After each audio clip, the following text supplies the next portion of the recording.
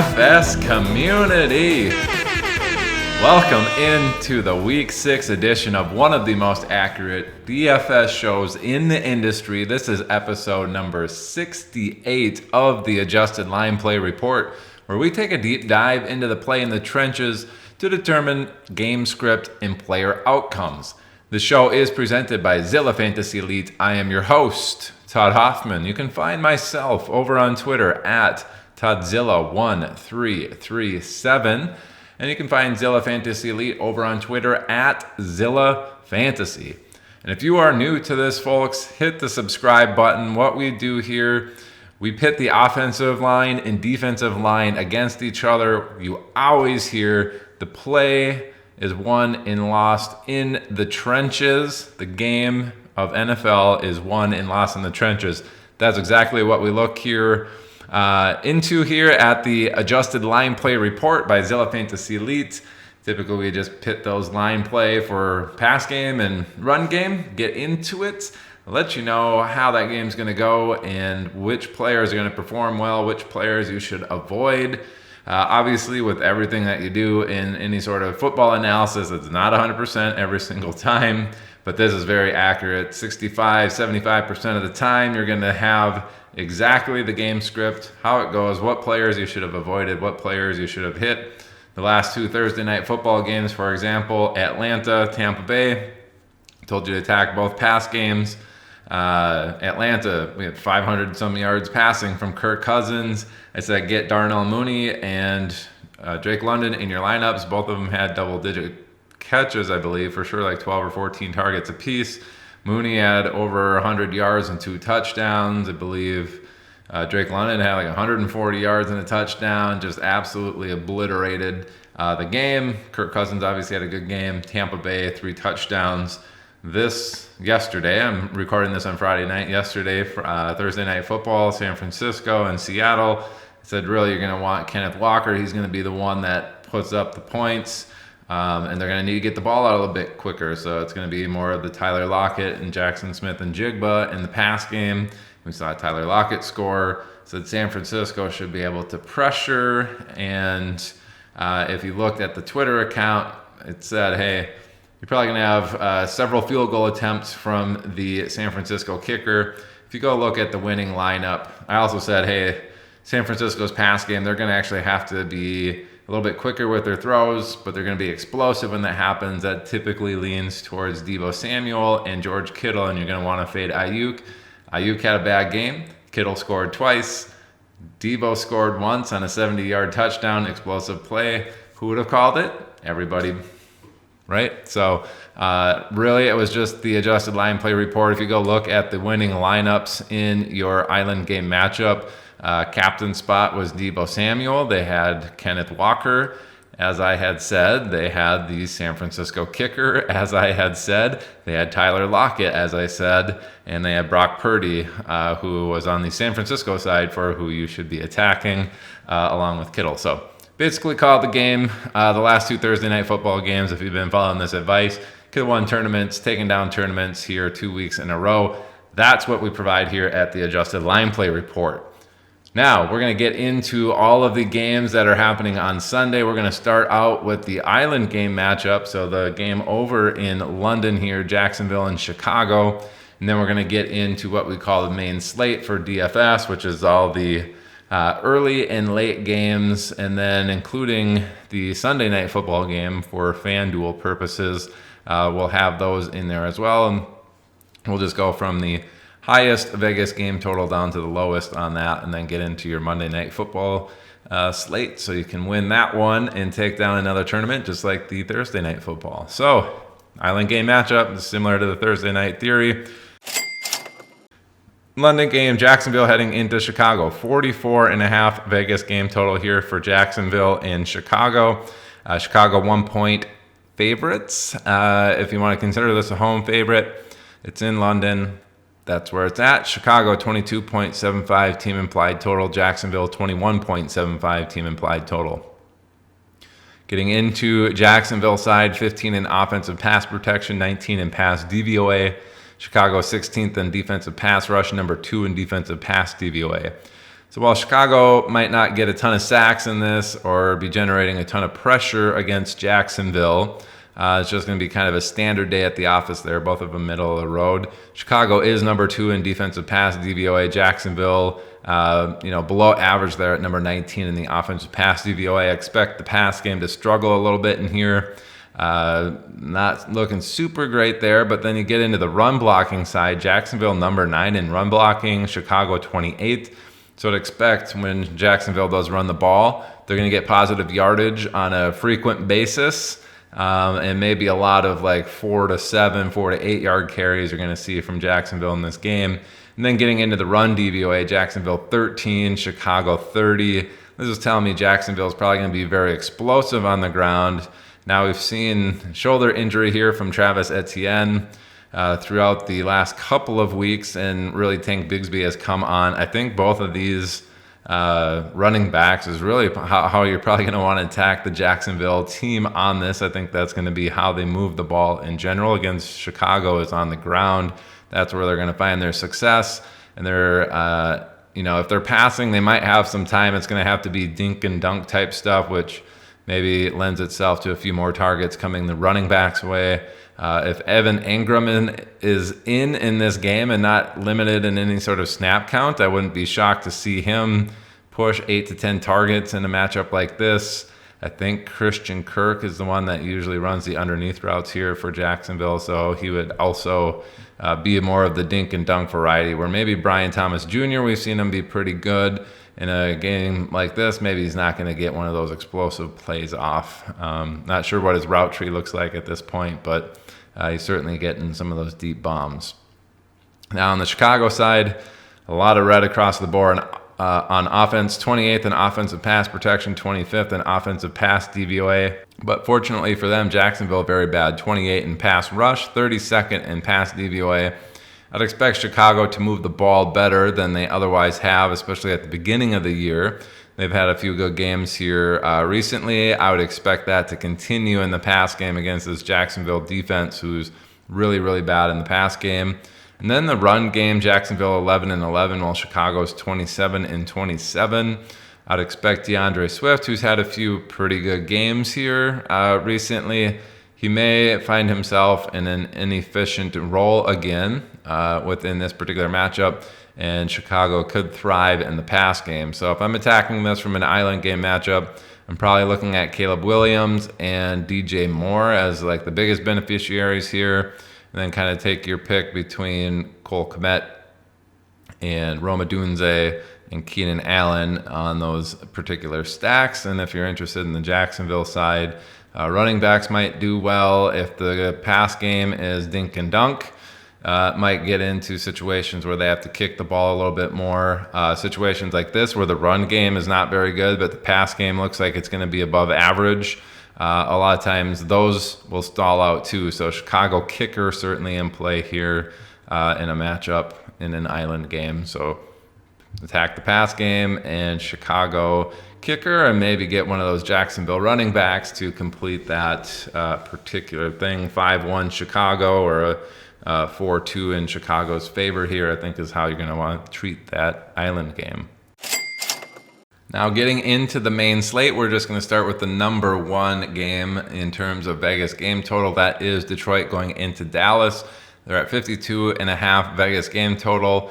Number one on the slate, actually, I think by a pretty decent margin, but we have about 5 matchups here that are very intriguing this week. It's just going to be an interesting slate in terms of which chalk is going to be the good chalk in this particular week. I think you got a lot of players here that are, viable in your pool in terms of who to select this week. So, number one game here, Detroit actually heading into Dallas as 3-point road favorites. Detroit 27.75 team implied total. Dallas 24.75 team implied total, with that Vegas total at 52.5 overall.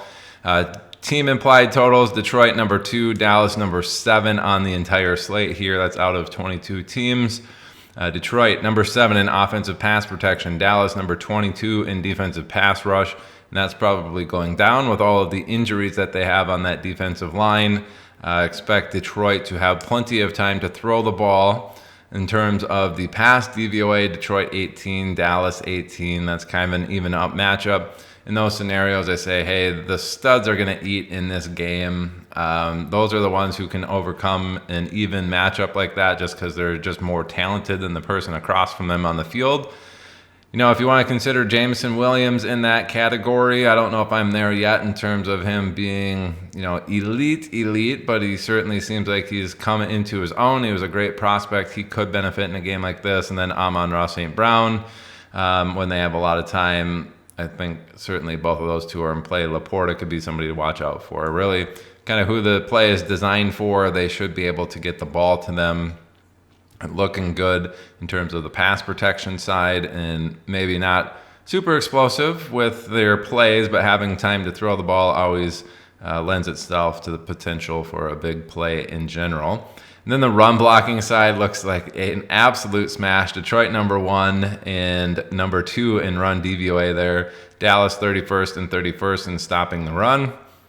You can't hardly get any bigger of a discrepancy here. Detroit should run the ball all over Dallas in this. Jahmyr Gibbs and David Montgomery are certainly in play, especially if the pass game is humming. Pass game's getting time. They're able to successfully move the ball downfield in the air, and then this run game is going to be absolutely dominant. Ooh, boy, I don't know who do you not want from this Detroit squad based off of this. They're a number 2 team implied total on the slate. Looking very juicy for any of your Detroit players that you get. Montgomery certainly somebody that I might be interested in, if I don't attack this game in general, but he will be the one person from this game that I get just as a one-off scenario to say, hey, I think he's a little bit cheaper than Gibbs on the 2 main sites, and I think he's going to end up with a ton of work in here and maybe score a touchdown or 2 in this matchup. Dallas side, they're number 8 in offensive pass protection. Detroit 27th in defensive pass rush. Dallas not taking a lot of sacks. Detroit not getting a lot of sacks. This is telling me that Dak Prescott probably going to have some time to throw the ball in this particular matchup, which is good. That pass DVOA, though, number 20 for Dallas and 11 for Detroit's defense. So they might struggle to get explosive plays here, but they should have time to throw the ball. I do like the odds of CeeDee Lamb in a situation like this to be able to rack up a bunch of targets. I wouldn't be shocked to see him with upwards of 14 or 15 in a matchup like this, especially if Detroit's scoring a bunch. He could be in line for a monster target week this week. Just keep that in mind. It just might not be super efficient on a play-by-play basis. It might be more, hey, he got a nice 7-yard gain here, and now he's got a 12-yard gain, now he's got a 5-yard gain, and then another 13-yard gain, and it's not going to be big, 30, 35-yard gains consistently, but probably 10 to 15 targets worth of 12 to 15 yards per reception. So looking good there in terms of having time to throw the ball. Run stopping for Detroit's been really good. They're number 2. The DVOA, though, says it's 19. And then Dallas, number 10 in run blocking and 17 in run DVOA. I thought they were a lot worse than this. I will have to check the numbers real quick. And via the magic of video editing, those numbers actually check out. Went to the Fantasy FTN website where this is hosted. That is what they have down here. Kind of shocking that it's listed as that. I thought they were not very good in the run category here, but this is saying otherwise.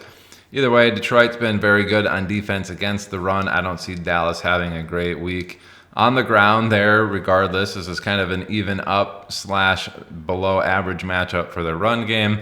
It's split between a bunch of people there. Hunter Lupke, however that's pronounced. They also have Rico Dowdle, Zeke Elliott, just not good plays this week. CeeDee Lamb or bust for me on that Dallas side. Ferguson could certainly be in line for some targets there as Dak gets time. He does like his tight ends there. Tolbert, we told you, was a dart throw last week. Absolutely smashing success there. 78 yards and a touchdown on, I think, 8 receptions or 6 receptions, something like that. Just keep in mind, Detroit's not super fast-paced team, but Dallas does play super quick here. 2 and 6 overall neutral situation. overall pace of play and offensive neutral situation there for Dallas. So that pass game could be humming. You could see, like I said, upwards of 14, 15 targets for CeeDee Lamb in this matchup this week. The other super juicy matchup this week, number 2 overall at a 51.5 Vegas game total, is Washington heading into Baltimore. Baltimore, as of Friday evening, 6.5-point home favorites. That gives Baltimore a 29 team implied total, number 1 on the slate. Washington at 22.5 is the 9th best team implied total on the slate. Washington 19 in offensive pass protection, Baltimore number 11. Washington number 4 in offensive pass DVOA, Baltimore number 16. Then you see the run blocking and run stopping for Baltimore number 3, so they're a top 3 defense in that regard. Washington 12 in run blocking, 4 in run DVOA, so they've been very explosive. But it looks like they're probably going to meet their match in terms of the run game this week, so I don't think that's going to be as effective. Brian Robinson has an injury. This is, to me, looking like Baltimore may be able to get after Washington a tiny bit, maybe apply some pressure, which is probably going to lead to some more rush attempts for Jaden Daniels there. But the pass plays look like they're going to be very explosive. We know Baltimore is kind of a pass funnel defense, and I think that just lines up perfectly for Jaden Daniels running. Jaden Daniels passes going to Terry McLaurin for those more explosive plays. And if they're under a little bit of duress, don't be shocked to see Eckler and Ertz get involved a little bit more underneath. And I think that's how Washington's going to move the ball, is through those 3 people, or those 4 if you want to include Jaden Daniels and his legs. That's how I see that working out for Washington. On the Baltimore side, number 3 in offensive pass protection, number 1 in pass DVOA. Washington number 9 in pass rush, so they are getting after the quarterback, generating sacks, but they're number 27 in defensive pass DVOA. So absolutely shredded in the secondary there. That's good for Zay Jones, and that's probably good for Rashad Bateman as well in terms of getting explosive plays in this particular matchup. Run game, Baltimore 14 in run blocking, Washington 18 on the stopping the run. But then a bigger discrepancy there in the run DVOA, Baltimore number 1, Washington number 18. Should see some pretty explosive plays from Derrick Henry in this particular matchup. Same with the pass game. Baltimore should be very explosive when moving the ball in this. So Derrick Henry certainly in play, and then I think your best bets are Zay Flowers and Bateman in this.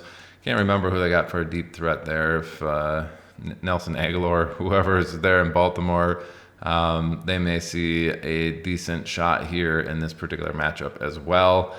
Pace of play, nothing to write home about. Washington's actually pretty slow. Baltimore number 4 in offensive neutral situation. So when the game's close, they do play fast. If you're expecting Washington to keep up with Baltimore, that's a little interesting. But otherwise, Baltimore number 18 in overall pace of play. I think they lead a lot, and they probably slows their overall pace of play down a little bit. But they are quicker when they are leading compared to other people when leading. So Baltimore a little bit quicker of a team there in that regards. And then the third best game total on the main slate is Arizona heading into Green Bay. This has been bet down significantly. It's down at 47.5 now, which is still a pretty healthy total. But I believe that was upwards of 50.5 to start the week. So it's been bet down 3 points already. I didn't know Romeo Doubs going into the starting lineup, or being a Packers wide receiver, would really change the lines that much. But certainly seems like that is the case there. I don't know why else it's getting bet down so much. Somebody's maybe looking into the adjusted line play report and seeing something that we're about to discover here and betting a massive under on this total. Anyway, Green Bay, 5-point home favorites with that 47.5 Vegas game total. That gives them a team total of 26.25 points, which is 4th best on the main slate. Arizona at 21.25 team implied total is 13th best. Again, that's out of 22 total teams. Pretty much even across the board here for Arizona, 16-14, 17-18. Green Bay, 15-17, 15-13. Biggest discrepancy here is Arizona's offensive run DVOA at 18, Green Bay's run DVOA on defense at 13. It's a difference of 5. Really neutral situation across the board. I typically say in those scenarios, studs eat. I don't know if James Conner is necessarily a stud, but it certainly seems like Kyler can be in his own outright, so maybe he overcomes a situation like this. Marvin Harrison Jr., we haven't really seen much from him yet, but this is a situation where if we truly think his talent is just far better than the rest of the people on the other side of the field, this is probably more of a game for him to have a coming out party where, shoot, like Arizona's struggling. The only person doing anything in the entire game is Marvin Harrison Jr. Maybe we end up with 260 yards passing from Kyler and 180 of them went to Marvin Harrison Jr. in a matchup like this. I think that's kind of how that goes for Arizona. Run game isn't anything to write home about. If anything, slightly below average matchup here for James Conner in this one. If they get scoring opportunities, though, I like his chances down in the red zone. Green Bay side, number 5 in offensive pass protection, number 6 in offensive pass DVOA. Arizona pretty poor. They're below average at number 17 in the pass rush. And Arizona number 29 in defensive pass DVOA. So not going to generate a ton of sacks in this on the Arizona side. So probably some time to throw the ball there for Mr. Love. And the pass DVOA 29 for Arizona's defense. Green Bay 6. That's a green-red matchup for Green Bay. They should be very explosive in the pass game. To be honest, that's going to benefit pretty much everybody in that pass game. Reed's very explosive. We've seen Dobbs be explosive at times in the playoffs last year. And Dontavian Wicks we've seen be explosive as well. So I'd expect those guys to get involved. Maybe fade the tight ends in this if they're going to have a bunch of time and be super explosive. I don't know if Tucker Kraft, despite the injury to Luke Musgrave, he's now on IR. I don't know if Tucker Kraft is going to have that great of a game in a matchup like this where they have time to throw and they're very explosive with the wide receivers with the ball in their hands. I just think that's going to eat up too many yards on those receptions for the tight ends to get involved very much in this game. And then on the run blocking side, Green Bay 20, Arizona 22. Run DVOA for Green Bay number 6, Arizona number 21. So Josh Jacobs could even be explosive in here, but play-by-play basis, he might not be gaining a ton of yards. It might be a bunch of 3 to 4 yard gains, and then in those situations, he might be a little bit better than usual, getting a little bit more explosive plays. A few here and there might be up the realm, but certainly looks like the pass game is going to be the one that you're going to want to attack here from Green Bay. And then on the Arizona side, just hoping that they can keep pace on the pass game, run game, all of that neutral situation that could be the kicker getting involved as well in a situation like that. Fourth game on the slate, we have Atlanta heading into Carolina. Just pay attention to any weird weather that might be going on there. Sloppy conditions, you never really know after a couple of hurricanes kind of rumbling through the southeast of the United States here recently. So 47 Vegas game total. Carolina 6-point home underdog. So we have Atlanta favored by 6 on the road. That gives them a 26.5 team implied total. Carolina a 20.5 team implied total.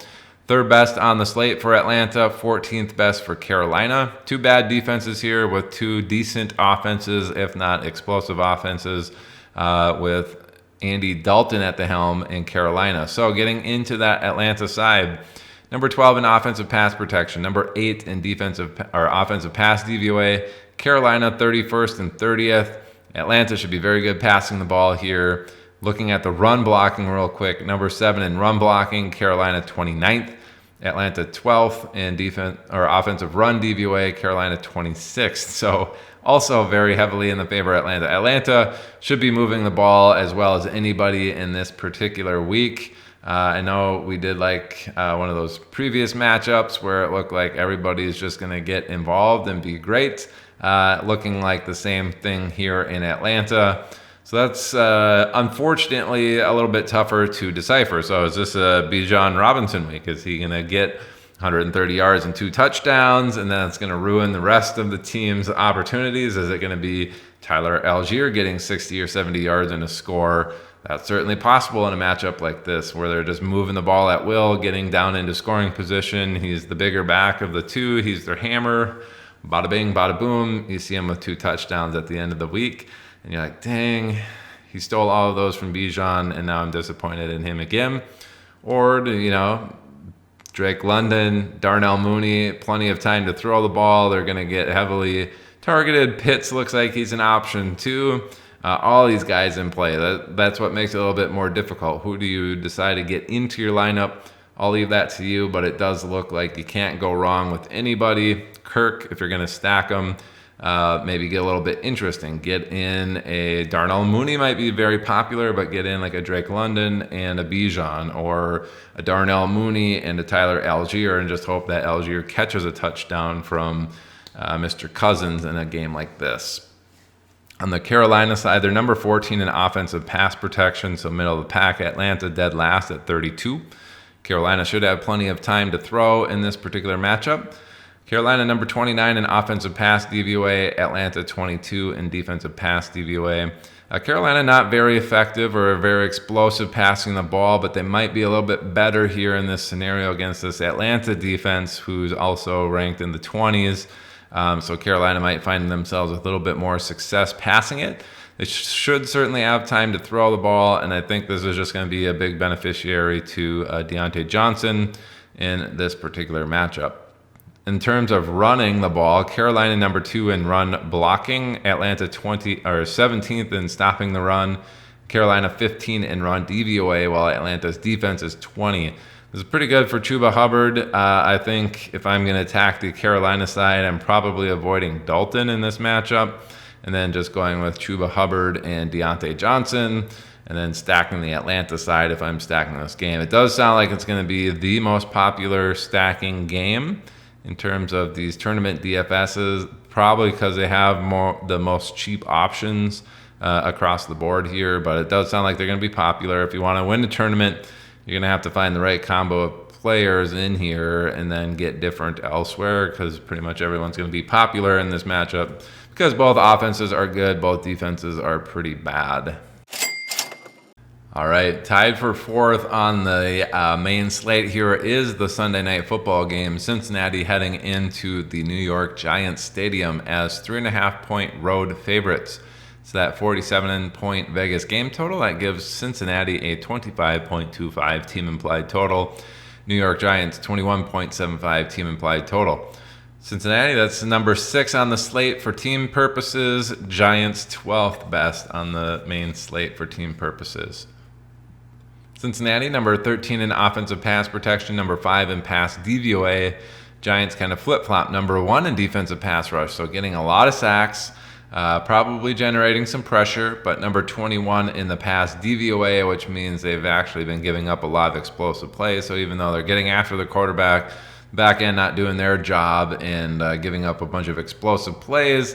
And unfortunately for them, Cincinnati's offense is very good at explosive plays, so I'd expect that to continue, even though they might not have a ton of time, or they might be taking a few more sacks than you'd otherwise expect in a matchup like this. And then the run blocking, Cincinnati number 5 and run DVOA number 8, Giants 20th and 14th in those categories. Cincinnati should be able to run the ball very effectively as well. So Zach Moss had a foot injury. It sounds like he's even off the injury report already as of Friday, so it should be good to go there. Same with Chase Brown.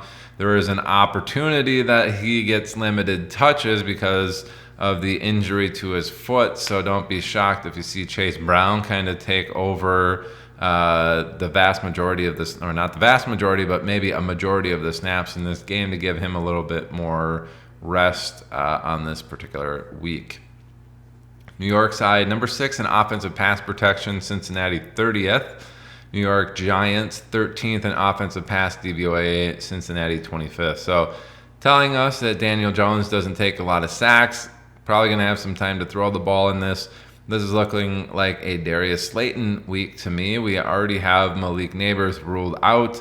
Sounds like he has not progressed any stages in the concussion protocol, which is not good. Same, we saw him get injured, I believe, on a Thursday night football game or one of these early games, and now he's missing 2 weeks here, and he's still on the same stage of his concussion protocol. So prayers up for him and anybody who had him in fantasy, that he gets better soon on that regard. But in his stead, I do like Darius Slayton in this matchup. Certainly one of those guys that don't be shocked if he's got over 100 yards and 2 touchdowns in this matchup, and he kind of ruins your DFS night because 6% of people had him, and then they just blow you out of the water with that savings, giving them opportunity for some of these higher end scorers like CeeDee Lamb this week.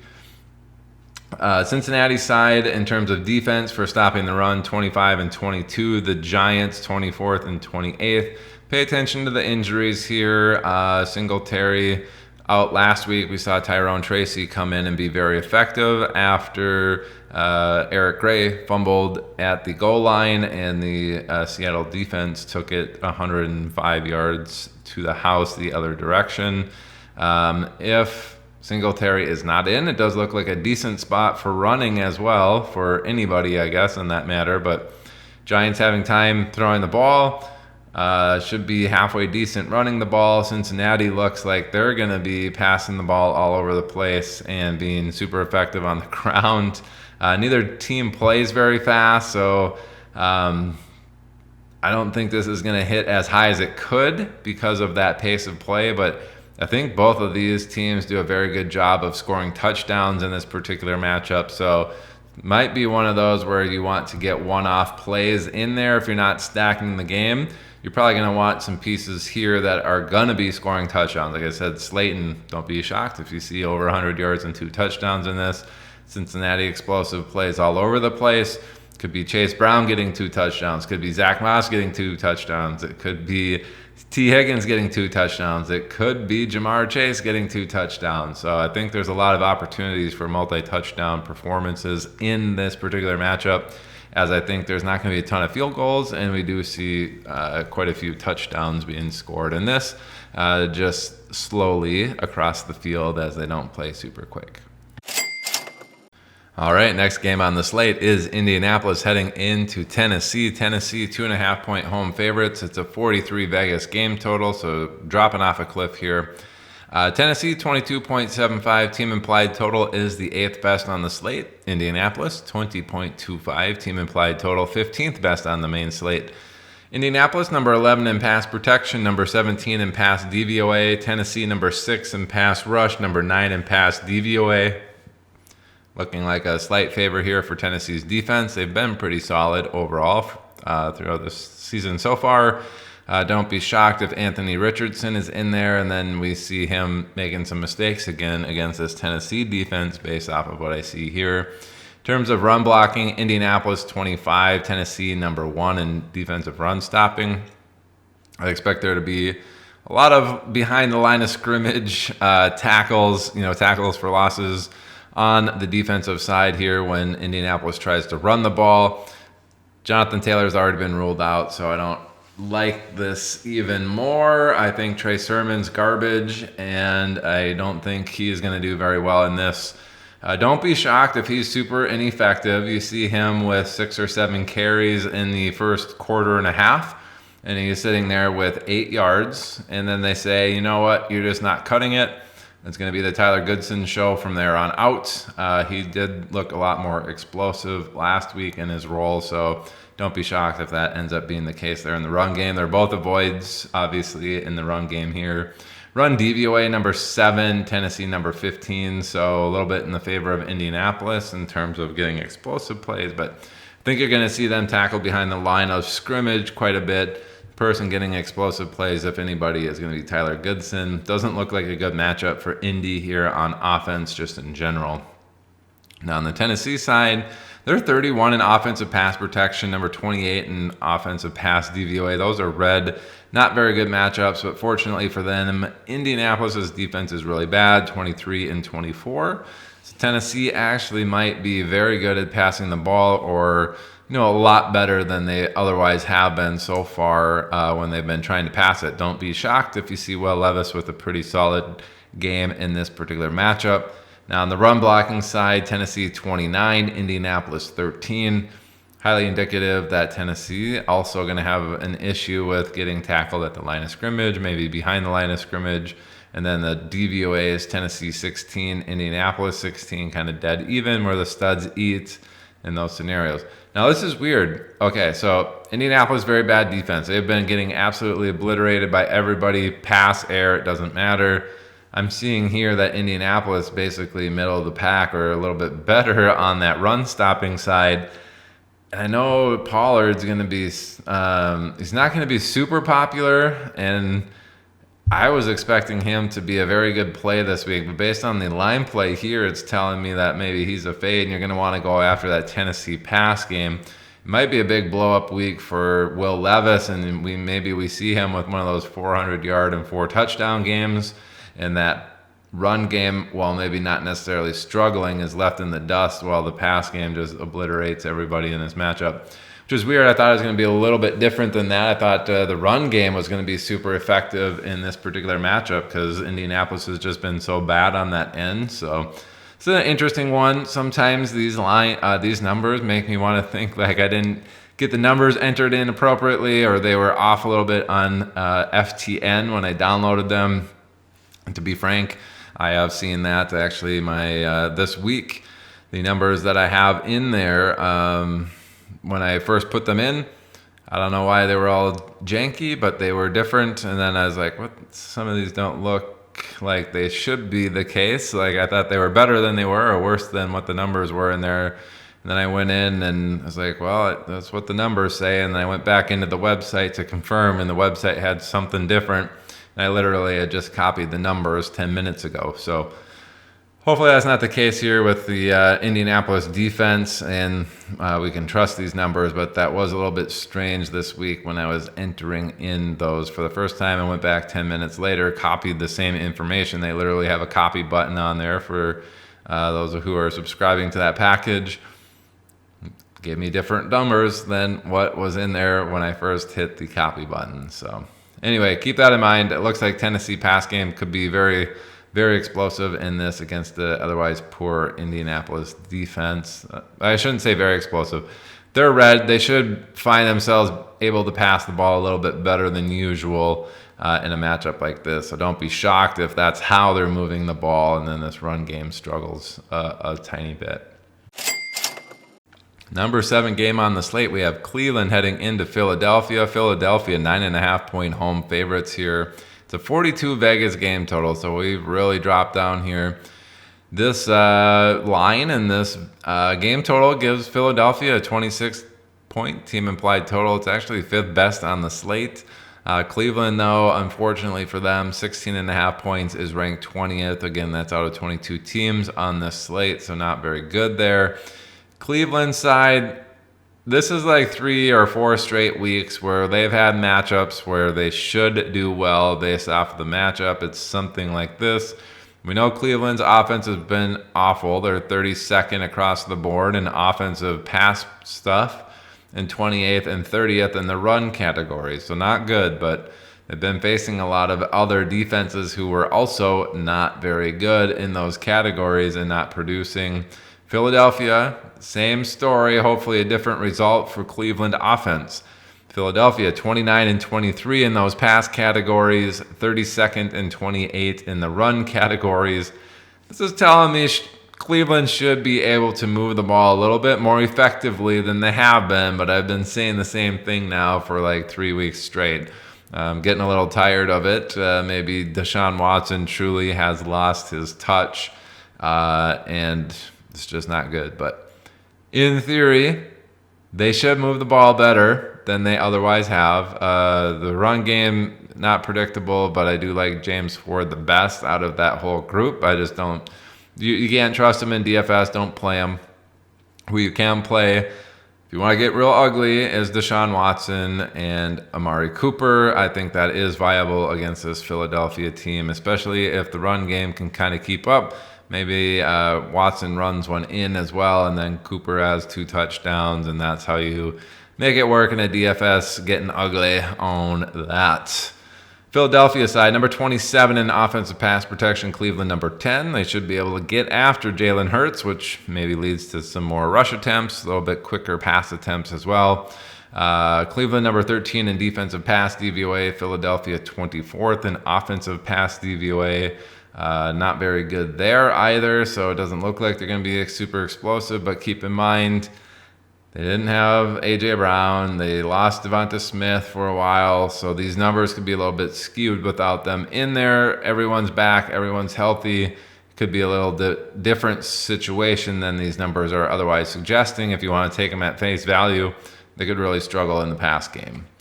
The run game, Cleveland number 9 in stopping the run, Philly 15 in run blocking, slightly there in the favor of Cleveland's defense. But then the run DVOA, Philadelphia very explosive, number 3, Cleveland number 23. So Barkley probably going to be explosive in this particular matchup, but might need a few extra runs to get those explosive plays with the run stopping the way it is. But yeah, I mean, this is really looking like the Barkley show. If you want to see who's the underneath pass catcher, kind of on the pass game, that's maybe more of the Dallas Goedert show or Barkley himself. So if I'm going to be playing this game, it's probably going to be Barkley or Amari Cooper and just getting one-offs in that particular scenario. But I'm going to go ahead and be a little bit weird here, and we're just going to say if Cleveland's offense can move the ball against Philadelphia here, that's not a guarantee by any means, but based off of this, they should be able to move the ball a little bit more effectively. Philadelphia may actually struggle in the pass game. Again, the caveat is they've been minus A.J. Brown and Devonta Smith for a little bit here. These numbers could be slightly skewed, but taking at face value, they should struggle in the pass game. And then the run game's not particularly great, although they might get explosive plays. They might be doing a lot of 3 and outs, giving the ball to Cleveland. Cleveland could be sustaining drives, and they could upset here in Philadelphia as 9.5-point road underdogs. So that one's way out there. It's a risky bet, but if you want to do it, I don't think it's absolutely crazy. I see a path to that. Just don't think it's likely. 8th best game on the slate here, Tampa Bay heading into New Orleans. It's a 41.5 Vegas game total, giving Tampa Bay a 25.5 team implied total as the 3.5-point road favorites. It gives New Orleans 19 for their team implied total. Those are 9th and 18th best on the main slate. Tampa Bay side, number 29 in offensive pass protection, number 10 in pass DVOA. New Orleans a little bit better. Defensive pass rush 18, number 8 in pass DVOA. So Tampa Bay probably not going to be as effective as they have been in the pass game against this New Orleans Saints defense, which does seem like they are a legit top 10 unit there. Run blocking for Tampa Bay still bad, 23 and 24. New Orleans 21st and 12th in the run DVOA category. So neutral to in the favor of the Saints defense here. Probably see Tampa Bay struggle on offense for the second time this season. Last time was against Denver in week 2 and really saw them struggle in that particular matchup. I think they probably struggle here in this matchup against New Orleans as well. On the New Orleans side, number 4 in pass protection, Tampa Bay 20th in defensive pass rush. So probably holding up on the line, not getting sacks. But again, this is with Derek Carr. He's kind of antsy feet back there, get the ball out, dump it off, throw it out of bounds so I don't get hit. When he does get hit, he tears his oblique, and then we have Spencer Rattler starting like we do this week. So those numbers could certainly change with Spencer Rattler in there. He could take a lot more sacks, and then they're no longer at number 4. Pass DVOA number 12, Tampa Bay 20th. Tampa Bay's been getting kind of carved up in the pass game, so don't be shocked if you see New Orleans actually not get sacked. We see Spencer Rattler with some pretty solid pass numbers here. I don't think that's super likely, but just know that Tampa Bay usually getting attacked via the air in their games. Then the run blocking side, pretty even. New Orleans 11, Tampa Bay 12. New Orleans number 10 in run DVOA, Tampa Bay 8. So pretty neutral there. Alvin Kamara certainly seems like a stud. He could be the friend of a lot of dump-offs from Spencer Rattler if they're going to go that route for their game plan. Both these teams play slow. Tampa Bay looks like they're going to struggle. New Orleans looks like it's not a super great matchup. Best is in the pass game, but then we have Spencer Rattler coming in. Despite the way that Tampa Bay's pass game is played and giving up some fantasy points, I'm not sure if that continues in this matchup, and I like the under actually in this game, under 41.5. I just don't know where these points are going to come from. Both teams play super slow. It's an under game for me and one that I'm going to avoid in DFS. And ninth game on the slate, and if you can believe that, at 37.5, it isn't the lowest game. Actually, it is got the lowest team implied total on the slate here. We have Houston heading into New Orleans. Houston 6.5-point road favorites. Again, that 37.5 Vegas game total. Houston, with their 22 team implied total, is 11th best on the slate. New England 15.5 is the 22nd best on the main slate. So not very good, but this somehow isn't the worst game on the slate. Houston 18-16 in the pass categories. New England 24-28. Houston should just be fine passing the ball. Probably going to be a heavy Steph Diggs week. Tank Dell should get involved as well. I like his chances of having a mini breakout in this particular matchup against New Orleans. Then the run blocking side, Houston 16-26. New England, 26-25. So should gain some positive yardage on a play-by-play basis. I think Joe Mixon is going to be back this week, it sounds like. So don't be shocked if he gets heavily involved here, especially if Houston gets up big and early. You could see him with another monster workload. On the New England side, offensive pass protection not looking good. 30th and 30 in their pass categories. Houston top 7 in both at 7 and 5. Not looking great for New England in the pass game. And Drake May kind of thrown to the wolves in that regards. Sorry, Drake, you're going to have to figure it out. If you're going to be under pressure, though, use those legs and you'll probably be fine. So if he's got some sort of rush attempt line of 2.5 or 3.5, I would bet the over on those rush attempts happening. On the run blocking side for New England, 6-21. Houston 7-5 yet again in the defensive run categories. Telling me New England not going to be very explosive. Sounds like we already have Ramondre Stevenson ruled out for this week, so it's going to be the Gibson show. Probably good for him. The best part of New England here is the run game, so he's probably going to be the most effective part of their offense. You could also get a bunch of targets in the pass game from Drake May if he's under pressure and trying to get the ball out as a safety valve. Keep that in mind, but ugly game avoiding in DFS. If you can believe it, an even worse game than the previous matchup that we had, Pittsburgh and Las Vegas, and there's one even uglier than this. It's a 36.5 Vegas game total here in Vegas. 3-point road favorites for Pittsburgh. That gives them 19.75 for their team implied total. 16th best on the slate. Vegas 16.75 team implied total. 19th best on the slate. Pittsburgh 21 in offensive pass protection, 15 in pass DVOA. And then Vegas, number 21 in defensive pass rush, 26th in the pass DVOA category. Standard day at the office in terms of pressure. Pass DVOA indicative that there could be some explosive plays, but otherwise kind of just moving the ball down the field here at a decent, steady pace. And then the run blocking, Pittsburgh 19-23, Vegas 14-27. Pittsburgh has been very bad relative to what you'd expect them to be doing in these scenarios, but they might be better in this particular matchup than they otherwise have been so far this season. It doesn't look like a great matchup, on paper between these, but I think they're going to have enough, leeway in that pass game where it's kind of neutral to positive, and then this run game kind of middle of the pack here. I think they're going to be a little bit better than they have been so far this season in that run game. They should be able to go down the field, but I do like Pittsburgh's kicker in this. If you have the opportunity to pick him up, wouldn't be shocked to see him get 4 or 5 field goals in a matchup like this. On the Vegas side, it's looking real bad. Red across the board. Pittsburgh's green in all but one of their 4 categories here. So Vegas in the offensive pass side, 26-27. And then the run categories, 32-32, stone worst. Pittsburgh pass rush number 8 should be generating lots of pressure against Aiden O'Connell. Pittsburgh have a really good defense. If you have the money to pay up for them, they probably will perform very well. And then on the Vegas DVOA side for passing, Pittsburgh 15, Vegas 27.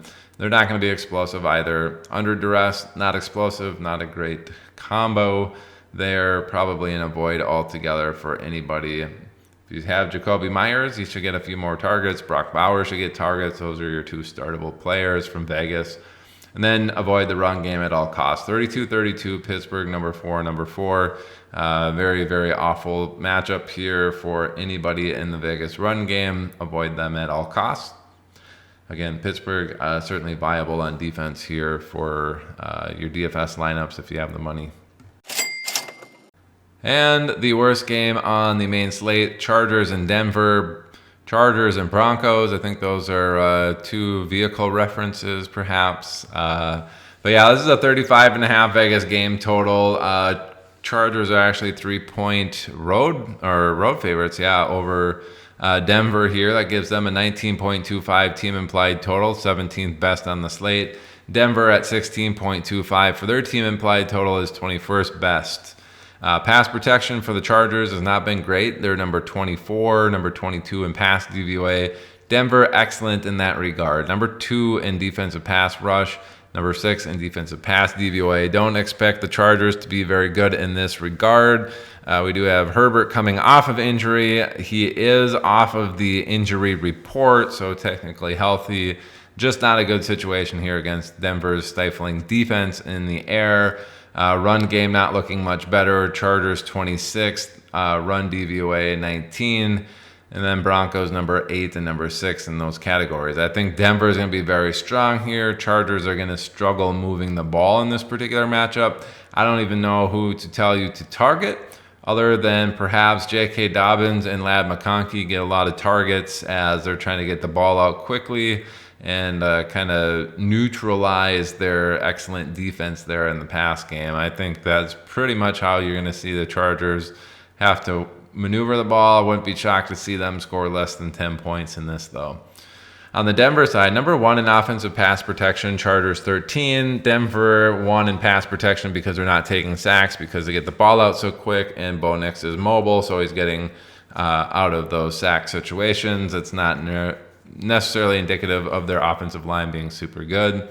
Chargers, number 3 in defensive pass DVOA. Denver, 26 in the offensive pass DVOA. Terrible matchup for Denver passing the ball. It's a red-green matchup there. It's even worse than the Chargers situation in terms of DVOA. So don't expect Denver to move the ball in the air. The run game, 21 and 25 for Denver's offense isn't very good. The Chargers, 19 and 9. That is the better of the two categories here for Denver. Unfortunately, it's not very good. And I don't know. This 35.5 Vegas game total, I am perfectly fine betting the under. I don't know if any of these teams will score 13, let alone 16.25 like the team implied total suggests here in Denver. If you have the ability to bid the under on that, go ahead and bet the under. I think it's almost one of the most near locks on this week. This is just a bad matchup. So avoid at all costs. Not good. And final one here, we have Monday Night Football. Buffalo heading into Jersey to face the New York Jets. It's a 41 Vegas game total and 2.5-point road favorites for Buffalo. That's 21.75 for their team implied total. And then New York Jets at 19.25 for their team implied total. Getting into the Buffalo side, number 2 in offensive pass protection, number 3 in offensive pass DVOA. Very, very good. Unfortunately for them, the Jets, number 3 and number 7 in the defensive pass rush and pass DVOA category, so kind of neutralizing their green things. They're probably going to find it a little bit more difficult to pass the ball in this particular situation. Maybe the players are playing a little bit more spirited after their head coach got fired. It could also go the other direction. These things usually kind of go one way or the other. The run blocking side, Buffalo 22 and 14. The Jets 27 and 24 and stopping the run. If Buffalo's going to move the ball, it's going to be through James Cook on dump-offs and in the run game. Somebody had mentioned he's hurt with the toe. Keep an eye on that if he's not playing. Ray Davis and Ty Johnson would be pretty decent DFS dart throws based on what I see here. On the Jets side, number 9 and Buffalo 14 in the pass rush, and then the Jets 23 in pass DVOA, Buffalo number 10 in the pass DVOA. Not a good situation there for the Jets. They shouldn't be super explosive, but hey, you fire Nathaniel Hackett, good things probably will happen to your offense compared to him being there. Absolutely terrible offensive coordinator, terrible coach at Denver. I just don't like him in general. Kind of got lifted up by Aaron Rodgers and got to where he was in some of those, I think, because Aaron Rodgers was so effective at his job. Could be a little different story here for their pass game, but in general, this is not looking great on paper for the Jets, despite maybe having a little bit of time to throw the ball. And then in the run blocking, Jets 30th and 31st, Buffalo 6th and 7th in stopping the run. They've been pretty good at stopping the run. This is probably yet again another fade Breece Hall week. Man, he just can't get out of these terrible matchups for the run games. Just be aware. Run games might not be good. The pass game is probably where he's going to have to make his hay if he's going to have a decent fantasy week. Again, he's of an avoid for sure in the island game matchups. I don't expect him to have a great game. If I'm doing anything on the Jet side, it's going to be through the air. Buffalo is going to be more of the ground attack with James Cook. If you're doing an island game, based off of this, I'm not entirely sure how effective the offenses are going to be. Kickers come into play, defenses come into play in these scenarios. And then, yeah, I don't know, James Cook, Josh Allen, always a threat. Probably an avoid for Aaron Rodgers for me in an island game matchup, and I'm getting 1 or 2 skill players from the Jets, either like Conklin and Garrett Wilson, and then filling up with some Buffalo players. I really don't know. It's not looking super great, but that's probably how I'm going to attack it in DFS. It's not a super clear one for me on who I would like to get into my lineups in these particular matchups. Anyway, that's going to do it for the adjusted line play report here for Zilla Fantasy Elite in Week 6. Hopefully you learned a little bit in terms of how to look at these, and you can apply some of this to your DFS lineups, your start-sit decisions, your prop bets, and you go out there and make money. That's what this is all about. Me providing you with some additional information during your info grab on your week, and then you go in and apply that and take some money from your friends, take some money from your opponents in DFS, and take some money from those big companies like Underdog and DraftKings and FanDuel when you're placing your prop bets. Go get them. All right, thanks for watching, folks. This is another Zilla Fantasy Elite production, 6 down, and we're going through the Super Bowl. Going to be a few weeks here where I'm out, and it's probably just going to be Twitter feeds instead of a video for you. I just want to give you a heads up on those, but yeah, 6 down and some more to go. Let's get ready to rumble and go win some money together, folks. Peace.